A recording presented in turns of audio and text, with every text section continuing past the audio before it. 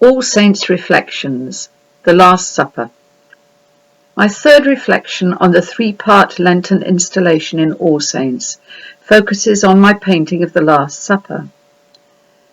Previously at the altar, we studied our own state of being human and the complexity of the life force within us. Now we turn our eyes from the anatomy scrolls there and enter the spirit chapel. Here, in an atmosphere of all-pervading tranquility, we come across what initially looks like an abstract painting, but it's not. It's descriptive. It's just that one has to take an unexpected viewpoint, a bird's eye view of a tabletop landscape. It isn't a traditional Last Supper by any means. We're not being taken back to the upper room to reenact a meal as if it were a drama. Neither are these remnants of a supper merely stage props. In every aspect of our lives now, we're inundated with images to the extent of satiation, so that even the most horrific films or photographs can leave us completely cold. So the contemporary painter's overall concerns are how to make seeing a real experience for the viewer now, not just a representation of a historic event, how to bring the viewer into the action itself by giving them something to work with, how to engage their minds in such a way that they can project themselves emotively into the situation. In other words, how to shift the observer from the position of interested but passive viewing to one of involved participation. How to paint thoughtfulness and promote insightfulness. The table service itself provides a context in which to place a narrative. This narrative has to enter and resonate within us, the viewers. The Greek word anamnesis alludes to a process of remembrance, bringing a past event into the present. The whole of the Eucharist is an anamnesis of Christ. This Last Supper reverberates with the imminence of death, Christ's sacrifice. Everyone's left the upper room. The table's deserted. Only the remnants of the meal and a stained cloth supply evidence of the workings of those 13 minds. But it's in the air, this death to come. There are 12 delineated settings on the tablecloth. Jesus' place remains clear. These rectangular placemats are focal points for each of the disciples as they attempt to deal with their individual uncertainties, opinions, hopes, and fears. Perhaps with an overwhelming sense of poignancy, each man's gaze falls on the crumbs of bread and traces the stains of wine and oil. A sense of apprehension, dread, and a non-comprehension rages in their heads. This painted, abandoned tablescape establishes itself as an archival ground, recording much more than meets the eye, the proximity of the invisible. In the process of making the painting, it seemed essential for the methodology to be as hands-on as possible in order to avoid artifice, illustration, tropism.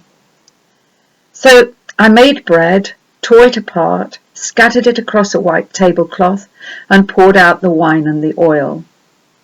The substance of bread holds so much potential, its association with body, its molecular structure, absorbency, inbuilt propensity to disintegrate, and it's all accentuated when the catalysts, oil and wine are added.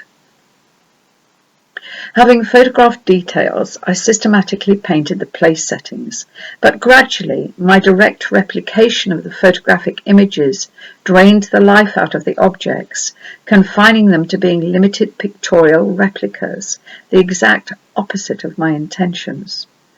So, in order to revitalize them and animate the whole painted surface, I risked destroying the whole thing by lying it flat on the floor and pouring oil paint on it, echoing the original setup. The red stain spread, and the pressure from the underlying wooden canvas stretcher directed its flow. We can see the result, an embodied cross still in the process of appearing. the delicate pink stains, the rich red glaze which appeared to soak into the breadcrumbs.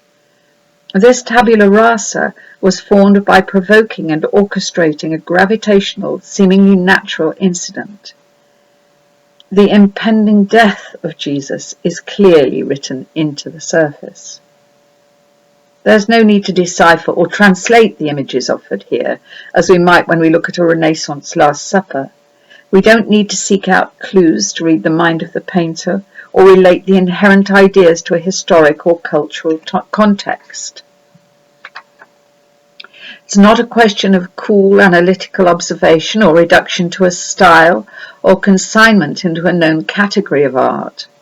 All that's required of the viewer is attentive openness to be ready for the moment where a feeling of connection occurs. We are close observers, distanced only through time, because this first and last supper is about our lives, the bewildering suffering experienced now. The painting invites us to look backwards and forwards at the same time.